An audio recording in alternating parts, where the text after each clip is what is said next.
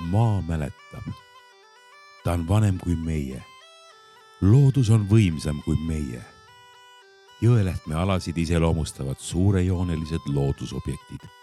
Meri, veerohked jõed, loopealsed maastikud ning sood ja rabad. Meie Põhja-Eesti klint on ülgase paegalda 26-meetrine klindilõik.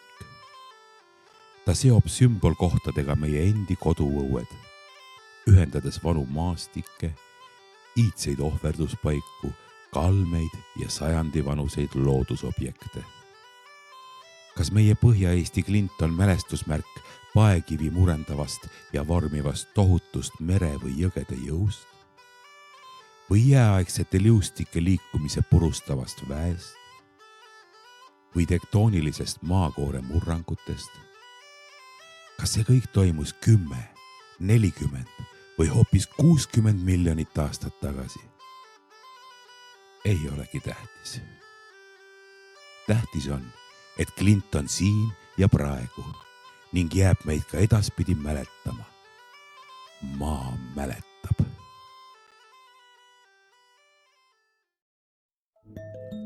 Me elame olevikus. Me ei mõtle tihti sellele, et tuleviku võti peitub minevikus. Umbes 25 000 aastat tagasi leidis aset viimane jääaja kõrgpunkt, mil hiiglaslik mandrijää kattis kogu Läänemere idaosa. Jää taandus Eestist ligikaudu 13 000 aastat tagasi. Alles seejärel hakkas kogu loodus elama. Geoloogiliselt asub Jõelähtme piirkond osaliselt nii Harju lavamaal kui ka Soome lahe rannikumadalikul. Lavamaal on suhteliselt vähe järvi tavaliselt, kuid Jõelähtme kihelkonnas on Maardu järv ning mitmed sood, mis on jäänukid liustike jää sulamisel tekkinud ja nüüdseks kinni kasvanud veesilmadest. Õietolmu analüüs annab võimaluse koguda ja sünteesida teavet kliima, keskkonna ja inimtekkiliste muutuste ning nende põhjuste kohta. Teadlased on selle metoodikaga kindlaks teinud Maardu Vandjala soode ja vanade järvemudade setteid, mis on nagu vana ajalooraamat. Sealt näeme, millised olid loodusolud siis, millised taimed kasvasid piirkonnas ja kas oli soe või hoopis külm. Maa mäletab.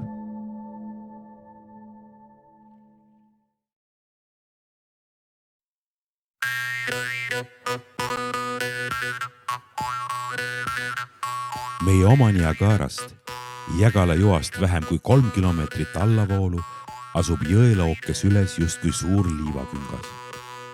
Tegelikult see polegi niisama küngas.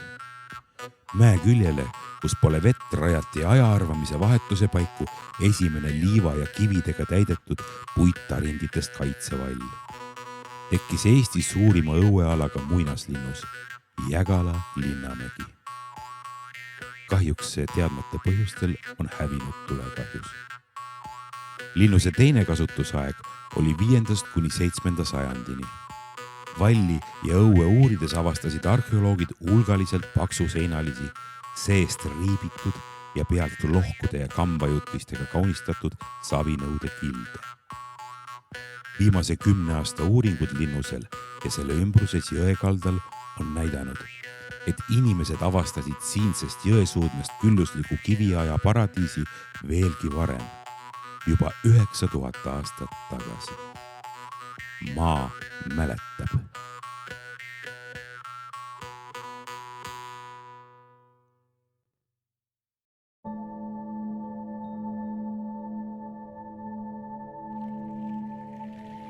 Tuhande 750. aasta paiku enne Kristust hakkavad toimuma muutused. Iru kandis saab pronksiaja üks oluline elukoht ja majanduskeskus. Omaaegse innovatsioonikeskus.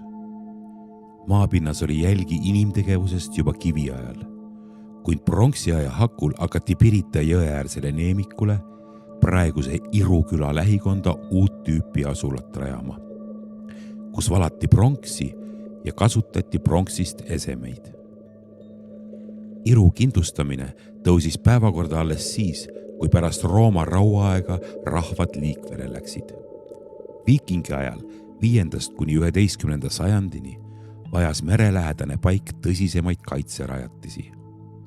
Sellest ajavahemikust on leitud mitu põlengukihti, kuid maa jääb mäletama pronksiaegseid ristinurga rõhtpalkhooneid.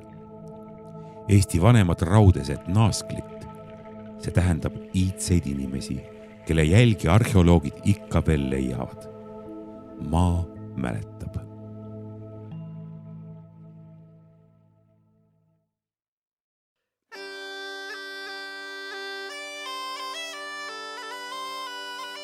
Pronksi ajal toimub suurem muutus inimeste mõtteviisis ja inimeste vaimses elus. Esimest korda saavad surnud nähtavaks. Kunagi 9. kuni 8. sajandil enne Kristust mattis Jõelähtme rahvas, või vähemalt osa neist, oma lahkunuid täiesti ainulaadsesse rahulasse, kivikirstkalmetesse. Sellised tulid päevavalgele Narva maantee ehituse käigus 1970. aastatel lõpus. Meie esivanemate tugev vaimujõud ärkas taas ellu ja suutis peatada 1987. aastal Maardu põhjakarjääri fosforiidi kaevandamise Rebalast Jõelähtme suunal. Päästekaevamised Rebala lastekangrutel algasid Vello Lõugase juhendamisel ja päevavalgele tulid Rebala muinaspõllud. Vanimate omataoliste muinaspõldude tõttu jäi pooleli plaan fosforiidikaevandust laiendada. Rebala külaelanikud on rääkinud põlvest põlve edasi kantud loo lastekangrutest. Külaelanike karja ajanud lapsed mänginud karjamaa kinni kasvanud kivihunnikute ümber. Just selle järgi saanudki koht oma sellise nime lastekangrud.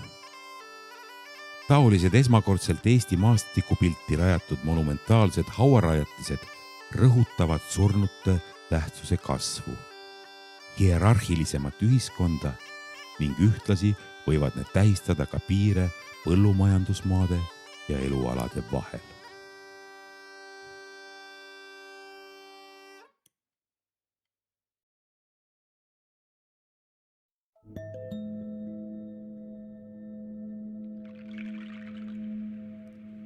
Siit samast koolimajast kiviviske kaugusel Tallinna poole minnes jääb tee äärde üks suurem kivikuhil, mis ei ole kunagise proosa talumehe talutööde pärand. Tegemist on 1969. aastal juhuslikult avastatud kalmetega. See on koht, kus pronksiaeg ulatab käe rauaajale. Kõrvuti on vana kivikirstkalme ja 4. ja 5. sajandi Rooma rauaaja tarandikalme ning hilisrauaaegne kivikarme. Inimese maailmapildis puhusid uued tuuled. Nüüd hakati kadunukesi matma ristkülikukujulise kujuga kivimüüride vahele, kuhu lisati pidevalt uusi lahkunuid ja kive. Tollase kombe kohaselt põlatati lahkunu enne kalmesse asetamist tuleriidal. Proosal võis see tuleriit asuda kalmemüüridel. Matmisviis näitab, et sellel ajal oli kollektiiv olulisem kui üksik indiviid. Sest nüüd on kalmes surnute luud sassis ja segamini. Kaasa on lahkunutele pandud rikkalikult ehteid, kaelavõrusid, ripatseid, käevõrusid, isegi üks kuldsõrmus ning sõlgi. Need on esemed, mida igaüks endale lubada ei saanud.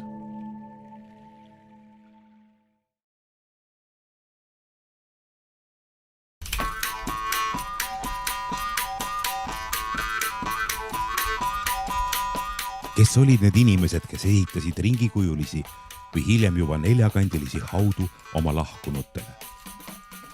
Umbes 3000 aastat tagasi asusid nad paepealse õhukest mulda harima.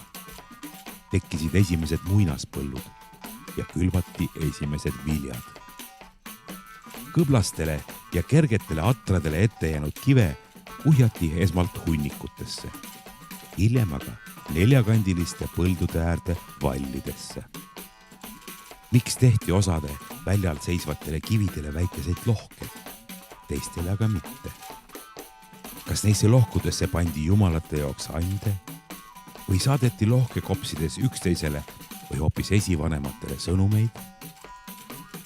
Pronksi ajal elati harali oma põllulappide kõrval väikestes majapidamistes. Ajapikku mõned taludest said jõukamaks ja maastilkule ilmuvad märgid, et osa ühiskonnast sai endale lubada rohkem kui teised. Rauaaja lõpuks on üksiktalude asemel avaratele väljade keskele tekkinud paarikümne majapidamisega külad. Need on tänini meie maastiku tuum: Rebala, Võerdla, Mannila, Jõelähtme, Parasmäe, Vandjala ja teised külad. Põldudel on aastasadu alles hoitud esimeste Jõelähtme kihelkonna põllumeeste viimseid puhkepaiku, kivikalmeid. On hoitud lohkudega kive ning mõnelgi pool leiab mullakihi ja põllupiirete alt esimese aleteo sütt. Täna nimetame seda Rebala muinsuskaitsealaks, mis on tänapäeva põllumajanduse sünnihäll koos oma maastike ja küladega.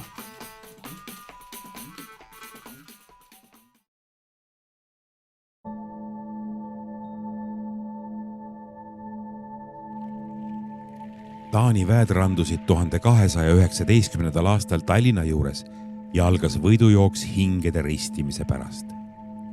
1219. aasta talvel alustati Jõelähtme kihelkonna külades revisjonide ja ristiretkedega. Alustati algse Jõelähtme kiriku ehitamisega. See võis olla üldse esimene kirik Harjumaal. Kirikute püstitamisega paralleelselt jätkus ristiusustamise varjus toimuv sõda. Ta rullus mitu korda üle maa, lõi liitusid ja samas purustas neid. 1222. aastal toimus suurim mäss taanlaste vastu, millest võtsid osa ka siinse kandi rahvad. Sõda jätkus kuni 1227. aastani, kus sündis lepe ja mõõgavennad pidid jätma siinsed alad Taanile. Maa mäletab neid sündmusi, sest maapõue jõudis neil rahututel aegadel üsna palju väärisvara. 1241. aastal toimus Tallinna Raes Eesti riskiretkede revisjonide tulemuste kinnitamine. Tänu sellele dokumendile teame tänapäeval täpselt Jõelähtme kihelkonna esmamainitud külasid ja nende suurust. Maa mäletab.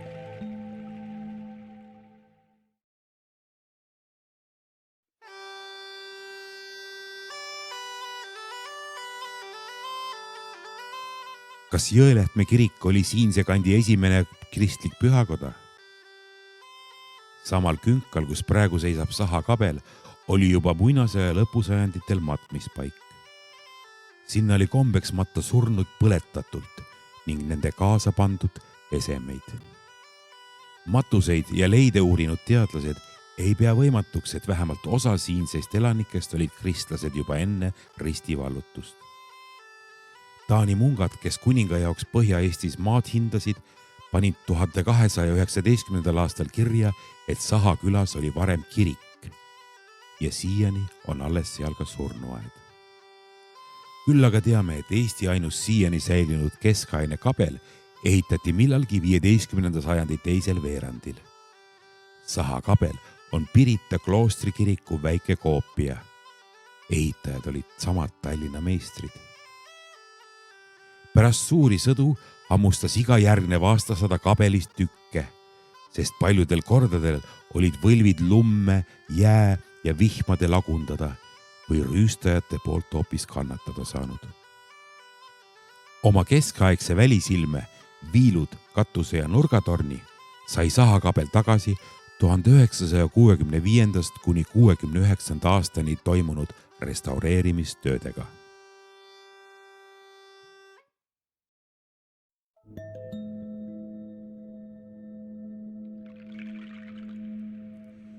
Tuhande 343. aastal toimus Jürijõe ülestõus. Maa mäletab, kuidas mõisad maha põletati ja kuidas uued omanikud tulid ja omale uued ehitasid. Taani hindamisraamatus 1219. aastal mainitud Kostivere küla tunneme tänapäeval hoopis lookülana. Kostiferi mõis koos vesiveskiga tuleb pildile hoopis hiljem, 1379. aastal. Tüüpiliselt Eesti mõisatele algab siin läbi aastasadade omanike paraad. Kuni mõisa riigistamiseni 1919. aastal on see olnud vähemalt 7 või koguni 8 suguvõsa omanduses.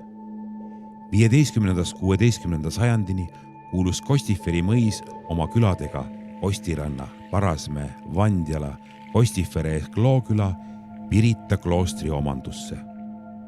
Korraks sai omanike ringe isegi ka Tallinna toomkirik. Tänast maastikku ilmestav kelpkatusega peahoone sai oma kuju 1776. aastal. 1905. aastal pandi Kostivere mõis põlema ning järjekordne omanik taastas selle väliskuju paari aastaga. Mõis oli ennekõike majandusüksus. Ta oli edukas viinaäri, friisitõugu lehmade aretamise koht ja asukoht olulise liiklussõlme lähedal. Kõik see tõi mõisasse jõukust, luksust ja kultuuri. 2012. aastal sai mõis uue hingamise valla kultuurimõisa ja kogukonna kohtumise paigana.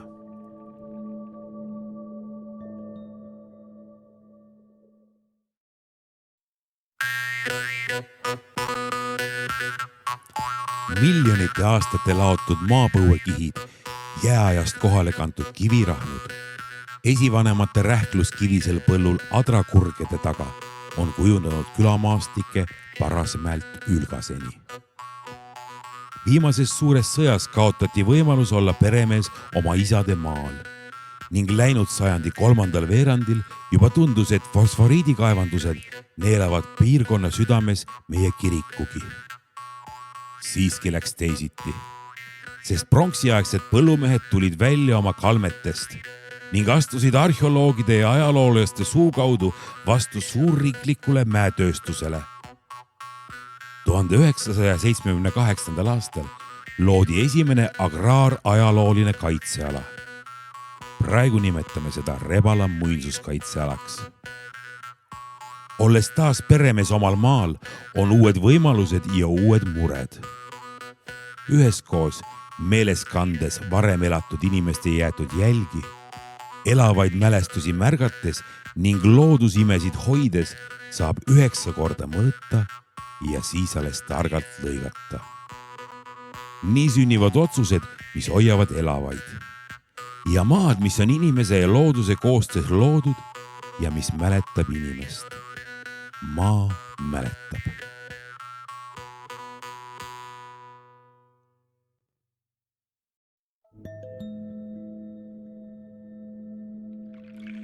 Ihasalu külamees August Bertmann rääkis umbes 100 aastat tagasi, et Põhjasõja aastail olla venelased Ihasalu kabeli koos sinna varjunud inimestega maha põletanud.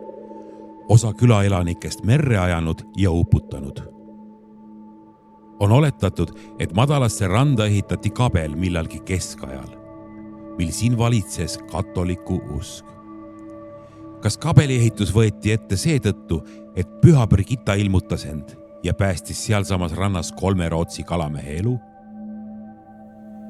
Igatahes inimsilm näeb praegugi, et 150 meetri pikkuselt säilinud kiviaeda, mille kohta öeldakse kabeliaed. Pärast Põhjasõda rajati uus väike puukabel, kuid see lammutati 19. sajandi teisel poolel. 2014. aastal püstitas Ihasalu külarahvas koos Pirita kloostri sõpradega kabeliaeda puust mälestusristi. See rist pidas vastu 10 aastat. Praegu seisab seal uus, uhke mälestusrist, mis paigutati sinna 2024. aastal, et tähistada 25 aasta möödumist Püha Brigitta Euroopa kaitsepühakuks kuulutamisest. Maa aga mäletab veel mõndagi. Kabeliaiast mõnisada meetrit lõuna pool võivad hoolimatud kaevajad sattuda kallitele kadunukestele, kes metsarüppes liivases pinnas oma viimset tund magavad. Maa mäletab.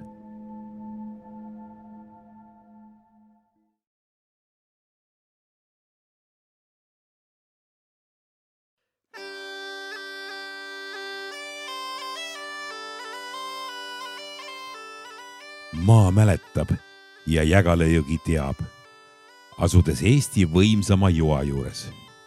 See on meil Eesti kõige kõrgem looduslik juga. Ta on ürglooduse objekt. See on umbes 4000 aastat tagasi alustanud oma teekonda kahe jõe, Jõelähtme ja Jägala ristumise kohalt. Jägala joa kalda all tekivad suured keerised, mis suunduvad uuesti joa alla kokku ja siis tormab vahutav vesi üle kivide ning suurte paepankade edasi. Eriti tugev keeris on parema kalda all, kuhu on tekkinud kuni 6 meetri sügavune süvend, Hiiu kirn. Pöörleva jõe jõust annavad tunnistust augu põhjast lahti rebitud ja välja paisatud kiltkivitükid. Juga asub pae ja liiva kivilasundi piiril ja on umbes 3000 aastaga endast maha jätnud 280 meetri pikkuse ja 10–14 meetri sügavuse kanjoni oru. Läbi aja on jõe jõud ja võimsus olnud seletamatu ja andnud paigale pühaduse. Olnud kultuspaik, siinsel umbes 300 meetrisel lõigul on asunud ka 4 vesiveskit. Eelmise aasta suvel avati siin kaunis ja maastikuga hästi kokku sobiv infokohvik. See on alles algus, et muuta siinne ala suursuguseks paigaks, kus omavahel põimuvad kultuur, loodus ja kodutunne.